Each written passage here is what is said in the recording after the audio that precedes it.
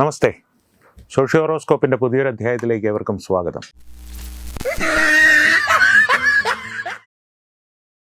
ഇപ്പോൾ ഓണമൊക്കെ കഴിഞ്ഞ് എല്ലാവരും ഓണമൊക്കെ ഭംഗിയായിട്ട് ആഘോഷിച്ചു എന്ന് വിചാരിക്കുന്നു. എങ്കിലും അതിൻ്റെ പേരിൽ വൈകിയ വേളയിലാണെങ്കിലും എല്ലാവർക്കും എൻ്റെ ഓണാശംസകൾ. അപ്പോൾ ഈ അധ്യായത്തിൽ പതിവിൽ നിന്ന് ഈ രാഷ്ട്രീയ സാമൂഹ്യ വിഷയങ്ങളെക്കാളും, രാഷ്ട്രീയ സാമൂഹ്യ വിഷയങ്ങൾ തന്നെയാണ്, എന്നാലും അത് സാധാരണ പറയുന്ന വിഷയങ്ങളിൽ നിന്ന്, രാഷ്ട്രീയത്തിൽ നിന്നൊക്കെ വ്യത്യാസമായിട്ട് നമുക്ക് സിനിമയൊന്ന് പിടിച്ചാലോ എന്നൊരു ആലോചന. അപ്പോൾ ഒരു സിനിമ നിരൂപണമായിട്ട് ഇതിനെ കണക്കാക്കണ്ട, ഒരു ഡീകോഡിങ് എന്ന് കണ്ടാൽ മതി. അതാണല്ലോ ഇപ്പോഴുള്ള പല ട്രെൻഡുകളിലൊന്ന്. ഒരു സിനിമയെ കണ്ടു കഴിഞ്ഞാൽ ഡീകോഡ് ചെയ്യുക. ഇപ്പോൾ ഈ അടുത്തിടയ്ക്ക് പുറത്തു വന്ന ലോകേഷ് കനകരാജിൻ്റെ കൂലി എന്ന തമിഴ് സിനിമ ട്രെയിലർ വന്നപ്പോഴേ അത് ഡീകോഡ് ചെയ്തത് ടൈം ട്രാവലാണ്, അപ്പടിയാണ് ഇപ്പടിയാണെന്നൊക്കെ പറഞ്ഞ് ഉള്ള ഡീകോഡിങ് ഉണ്ടല്ലോ. അതുപോലുള്ള ഡീകോഡിങ് അല്ല ഇത്. പുറത്തിറങ്ങിയ ഒരു സിനിമയെക്കുറിച്ചുള്ള വളരെ അഗാധമായൊരു ഡീകോഡിങ്ങാണ്. അപ്പോൾ ഡീകോഡിങ്ങിന് ഏറ്റവും ബെസ്റ്റ് കവടി നിരത്തിലും ജ്യോതിഷവുമാണ്.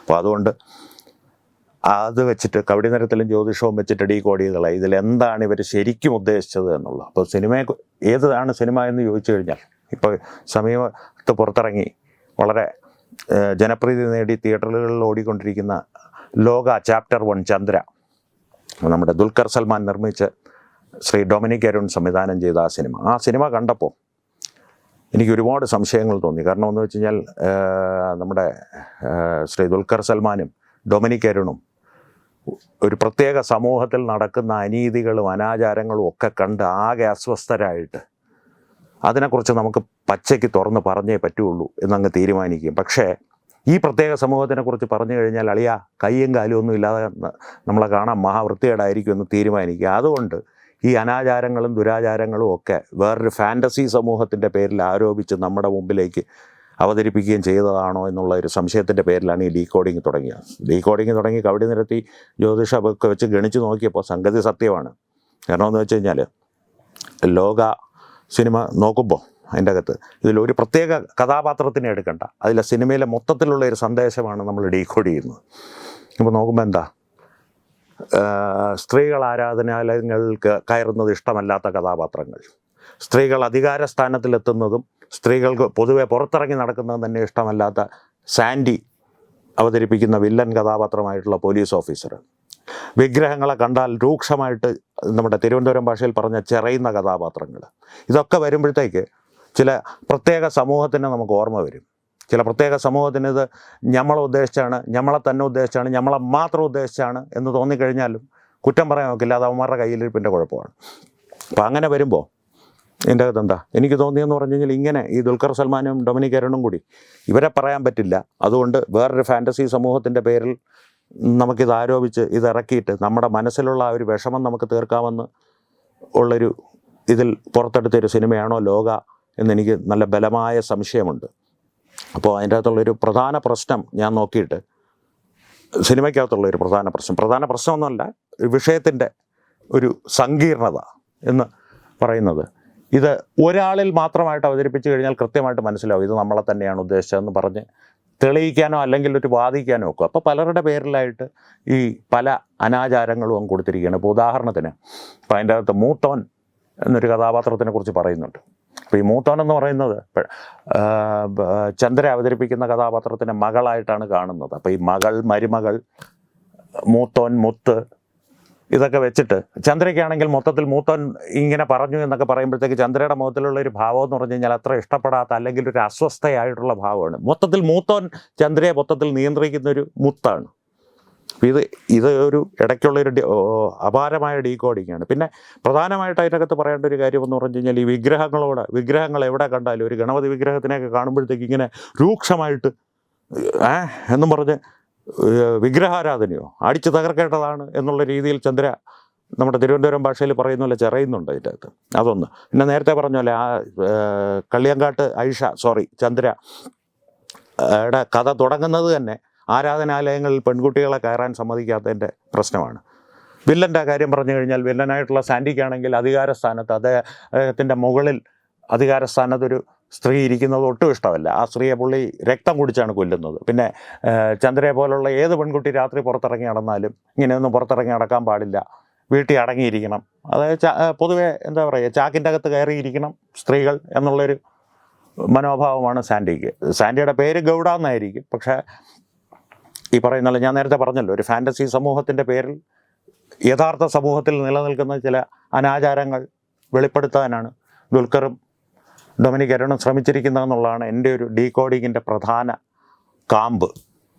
അപ്പോൾ അത് നിങ്ങളുമായിട്ട് പങ്കുവയ്ക്കുക എന്നുള്ളതാണ്. ഇതൊരു ഒരുപാട് നീളമുള്ള വീഡിയോ ഒന്നും ആയിരിക്കില്ല, പക്ഷേ രസകരമായിട്ടുള്ള ചില ഒരു എന്താ പറയുന്ന നിരീക്ഷണങ്ങൾ ഇതിൻ്റെ അകത്ത് നമുക്ക് നടത്താൻ വെക്കും. ഇതിലൊന്നാമത്തെ കാര്യം, ഈ കള്ളിയങ്കാട്ട് നീലി എന്ന് പറയുന്നത് നമ്മുടെ തിരുവനന്തപുരം ഭാഗത്ത് നിന്നുള്ള ഒരു കഥാപാത്രമാണ്.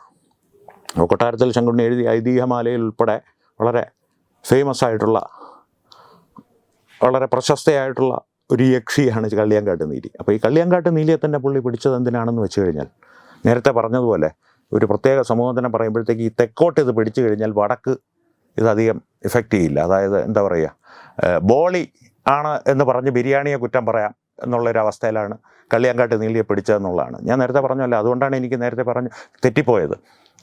കള്ളിയങ്കാട്ട് ഐഷ എന്ന് പെട്ടെന്ന് വന്നത്. കള്ളിയങ്കാട്ട് ഐഷയല്ല, കള്ളിയങ്കാട്ട് നീലിയാണ്. അപ്പം നീലി എന്ന് പറയുമ്പോഴത്തേക്ക് നീലി എന്നുള്ള പേരിൽ ഐഷയെ കുറ്റം പറയാം നമുക്ക്. അപ്പോൾ ഐഷയ്ക്ക് പരാതി പറയാനൊക്കില്ല, നീലിക്ക് ചോദിക്കാനും പറയാനും ആളുമില്ല. അപ്പോൾ അങ്ങനെ വരുമ്പോൾ അതിന് വേണ്ടിയിട്ടാണ് ഇവരിത് ചെയ്തതെന്നുള്ള എനിക്ക് ബലമായിട്ടുള്ളൊരു സംശയമുണ്ട്. ഇപ്പോൾ പറഞ്ഞല്ലോ, വീണ്ടും ഒന്ന് ആവർത്തിക്കുകയാണ്. ആരാധനാലയങ്ങളിൽ സ്ത്രീകൾ കയറുന്നത് ഇഷ്ടമല്ലാത്തവർ, സ്ത്രീകൾ പുറത്തിറങ്ങി നടക്കുന്നത് ഇഷ്ടമല്ലാത്തവർ, വിഗ്രഹാരാധന കണ്ടു കഴിഞ്ഞാൽ ഉള്ളംകാലി എന്ന് പെരുത്ത് കയറുന്നവർ, ഇങ്ങനെയുള്ള ഒരു സമൂഹത്തിനെ അവതരിപ്പിച്ച്, ഈ ഒരു സമൂഹത്തിനെ നല്ലൊരു കൂട്ടം ആളുകളെ അവതരിപ്പിച്ച്, സമൂഹമാണെന്ന് വേണമെങ്കിൽ പറയാം അതിൻ്റെ അകത്ത്, ആ കൂട്ടം ആളുകൾ ഒരുമിച്ച് ചേരുമ്പോഴാണല്ലോ സമൂഹമായിട്ടത് വളരുന്നത്. അപ്പോൾ അങ്ങനെയുള്ളവരെ അവതരിപ്പിച്ച് നമ്മുടെ ഇന്നത്തെ ലോകത്ത് നിലനിൽക്കുന്ന പല അനാചാരങ്ങളും ഒരു എന്താ പറയുക അധമ പ്രവർത്തികളും വെളിച്ചത്ത് കൊണ്ടുവന്ന ദുൽഖർ സൽമാനും ഡൊമിനിക് അരുണും അഭിനന്ദനം അർഹിക്കുന്നു എന്ന് പറയാതെ വയ്യ. പിന്നെ ഇതിൻ്റെ കൂടെ ഇനി ഓഫ് ടോപ്പിക്ക അല്ലെങ്കിൽ ഒരു മേമ്പൊടി പോലെ പറയേണ്ട ഒരു കാര്യമുണ്ട്. എന്തായാലും ശബരിമല അയ്യപ്പൻ ആള് കിടിലമാണ്. സംഗതി എന്ന് പറഞ്ഞാൽ വേറൊന്നുമല്ല, നമ്മുടെ മലപ്പുറം സ്റ്റാർ ഹിറ്റാച്ചി ഒരു 30 കോടി ക്ലബ്ബിൽ കയറാനായിട്ട് മൂക്കുകൊണ്ട് ഇണ്ണ റാ ഇട്ട ഒക്കെ വരച്ചുകൊണ്ടിരിക്കുന്ന സമയത്ത് ആണ് നമ്മുടെ ലാലേട്ടൻ അവിടെ പോയി പുള്ളിക്ക് വേണ്ടിയിട്ടൊരു വഴിപാട് നടത്തിയത്. അപ്പോൾ ആ വഴിപാടിൻ്റെ പേരിൽ പുള്ളിക്കൊരു മലയാളത്തിലെ തന്നെ ഏറ്റവും വലിയ കളക്ഷൻ ലഭിക്കാവുന്ന സിനിമയായി മാറാവുന്ന ഒരു സിനിമയിൽ പുള്ളിയുടെ സാന്നിധ്യം, ശബ്ദമെങ്കിലും ഉണ്ടായിട്ടുണ്ട്. മുഖം കാണിച്ചാൽ ചിലപ്പോൾ ഈ 300 കോടി അടിക്കാൻ പോകുന്നു എന്ന് പറയുന്ന 3 കോടി പോലും കിട്ടിയില്ല എന്ന് വരും. അതുകൊണ്ട് ശബ്ദം മാത്രമായിട്ട് എങ്കിലും പുള്ളിയുടെ പേരിൽ ഹിറ്റാച്ചി തകർത്തു. ഹിറ്റാച്ചിയുടെ പ്രസൻറ്റ് സ്റ്റാറായിട്ട് ഹിറ്റാച്ചി 300 കോടിയിലേക്ക് കയറാൻ പോകുന്നു എന്ന് അദ്ദേഹത്തിൻ്റെ ഫാൻസിന് ഉളുപ്പില്ലാതെ പറയാൻ പറ്റുന്ന ഒരു സാഹചര്യം ശബരിമല അയ്യപ്പൻ അദ്ദേഹത്തിന് വേണ്ടിയിട്ട് സൃഷ്ടിച്ചു കൊടുത്തു. ഇനിയിപ്പോൾ അദ്ദേഹം ഇരുമുടി കെട്ടുകൊടുത്ത് മല കയറുകയും കൂടി ചെയ്തു കഴിഞ്ഞാൽ ചിലപ്പോൾ ഇനി വരാൻ പോകുന്ന പടങ്ങൾ ചിലപ്പോൾ 1000 കോടിയൊക്കെ അടിച്ചെന്ന് വരും. അതുകൊണ്ട് പുള്ളി അതൊന്ന് ശ്രദ്ധിക്കുന്നത് നന്നായിരിക്കും. ഒരു ഇരുമുടി കെട്ട് മുറുക്കി വെച്ചോ, അങ്ങോട്ട് ചെന്ന് കഴിഞ്ഞ് അയ്യപ്പനെ ഒന്ന് ശരണം പ്രാപിച്ചാൽ, വിഗ്രഹാരാധനയൊക്കെ വിട്ടേക്ക്, അയ്യപ്പനെ ഒന്ന് ശരണം പ്രാപിച്ചാൽ ചിലപ്പോൾ ഒരു 300 കോടിയോ 500 കോടിയോ ഒക്കെ കിട്ടിയെന്ന് വരും. ഞാൻ പറയാനുള്ളത് പറഞ്ഞു, ഓരോരുത്തർക്ക് സ്വതന്ത്രമായിട്ട് തീരുമാനമെടുക്കാം. അപ്പോൾ അതൊക്കെയാണ് ഈ അധ്യായത്തിൽ നിങ്ങളോട് പങ്കുവയ്ക്കാനുള്ളത്. അപ്പോൾ വൈകാതെ സോഷ്യോറോസ്കോപ്പിൻ്റെ പുതിയൊരു അധ്യായവുമായിട്ട് വീണ്ടും കാണാം. നന്ദി, നമസ്കാരം.